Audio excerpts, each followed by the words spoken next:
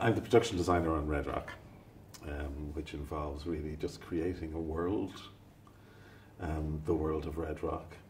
So I started on the job in July, so approximately 4 months running before we started shooting. You know, I knew the location from previous jobs because quite a lot of stuff has been shot here over the years. But you look at it in a totally different way, obviously. So I had an initial briefing with Hugh, the producer, and we walked the grounds, so to speak.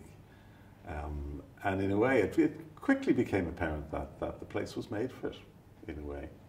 There was lots of opportunities in terms of adapting it, not least to the Garda station itself, and both interior and exterior, but creating a sense of street outside it. And then, of course, we have the facility of the warehouse to do a lot of the interiors. But I think one of the great bonuses is a place like this. We're in the Neptune Café at the moment. And initially we went looking for a Neptune Café exterior with an intent of building the interior in the studio. But because of the nature of this place, this was a small warehouse with a shuttered frontage. We looked at it and thought we can do an interior-exterior set all in one on-site, which of course helps us in terms of production schedules enormously.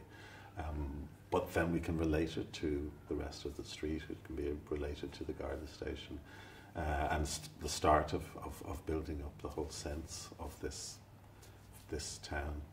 It's a fantastic opportunity. It really is, because of the scale of it, if nothing else.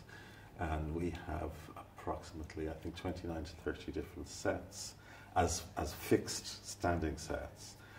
Plus then every episode has a number of different locations to add to that. So it's big, it's a town.